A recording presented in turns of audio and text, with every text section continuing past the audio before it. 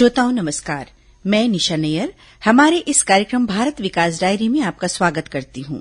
श्रोताओं, इस कार्यक्रम के जरिए हम आपको छत्तीसगढ़ के विभिन्न संसदीय क्षेत्रों के बारे में जानकारी देंगे।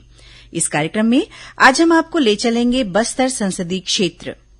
बस्तर संसदीय क्षेत्र के अंतर्गत 8 विधानसभा क्षेत्र आते हैं।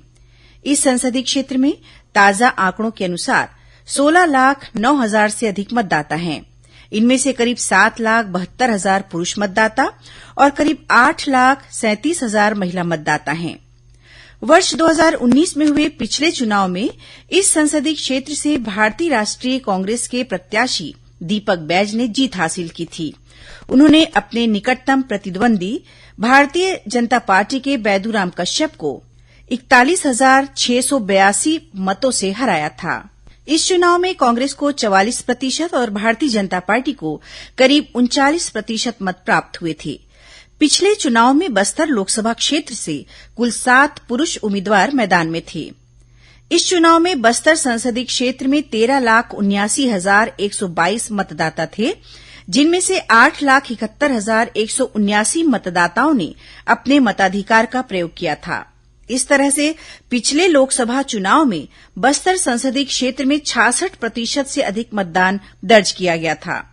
सबसे अधिक मतदान जगदलपुर विधानसभा क्षेत्र में हुआ था, जबकि सबसे कम बस्तर विधानसभा क्षेत्र में दर्ज किया गया था। पिछले लोकसभा चुनाव में बस्तर लोकसभा क्षेत्र में कुल 1,879 मतदान केंद्र स्थापित किए गए थे। श्रोताओं, बीते 5 सालों के दौरान बस्तर संसदीय क्षेत्र आदिवासी बहुल वनांचल क्षेत्र है। इस संसदीय क्षेत्र में केंद्र सरकार की विभिन्न योजनाओं का काफी लाभ लोगों को मिला है। प्रधानमंत्री आवास योजना, गरीब अन्न कल्याण योजना, किसान सम्मान निधि योजना, आयुष्मान भारत योजना का लाभ भी बड़ी संख्या में लोगों को मिला है। प्रधानमंत्री ग्राम सड़क योजना के माध्यम से इस क्षेत्र में अनेक सड़कों का निर्माण हुआ है। अनेक गांवों तक पक्की सड़कें बन गई, जिससे यातायात के संसाधनों में भी वृद्धि हुई है और ग्रामीणों को एक स्थान से दूसरे स्थान आने जाने में अब असुविधा नहीं होती है।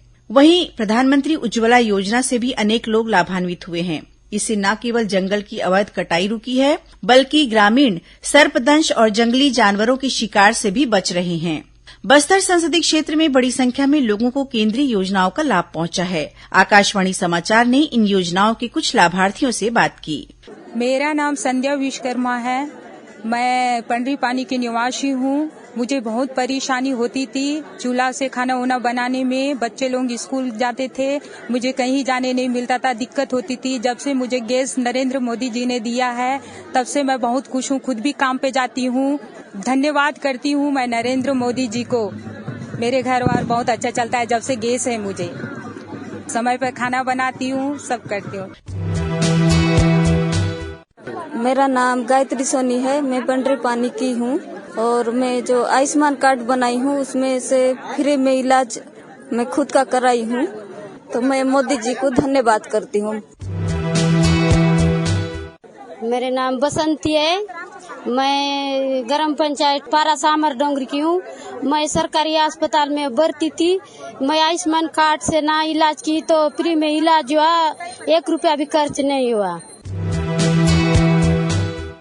देवनाथ बघेल, जमावाड़ा 2 में बैंसबांधा।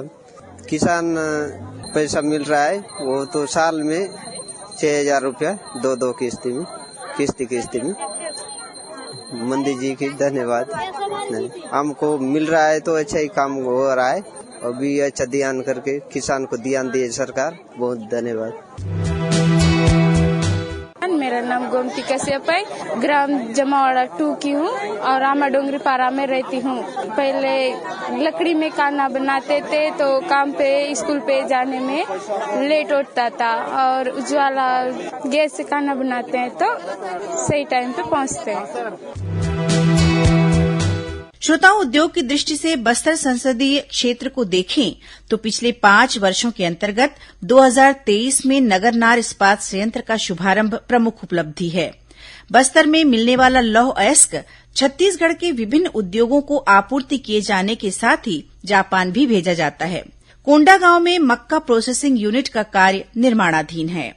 श्रोताओं, पर्यटन की दृष्टि से देखें तो बस्तर आदिवासी बहुल वनांचल क्षेत्र है। कांगेर घाटी राष्ट्रीय उद्यान, विश्व प्रसिद्ध कोटमसर गुफा, दंडक गुफा और कैलाश गुफा काफी आकर्षक है। साथ ही तीरथगढ़ और चित्रकोट जलप्रपात लोगों का मन मोह लेती है।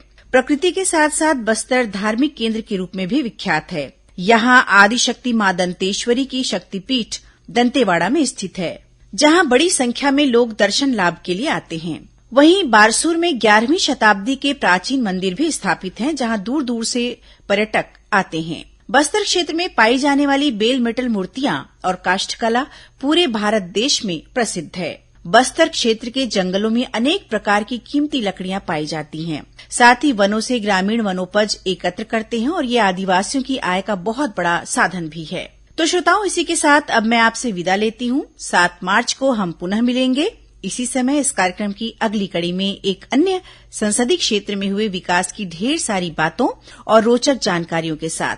श्रोताओं, आपको यह कार्यक्रम कैसा लगा?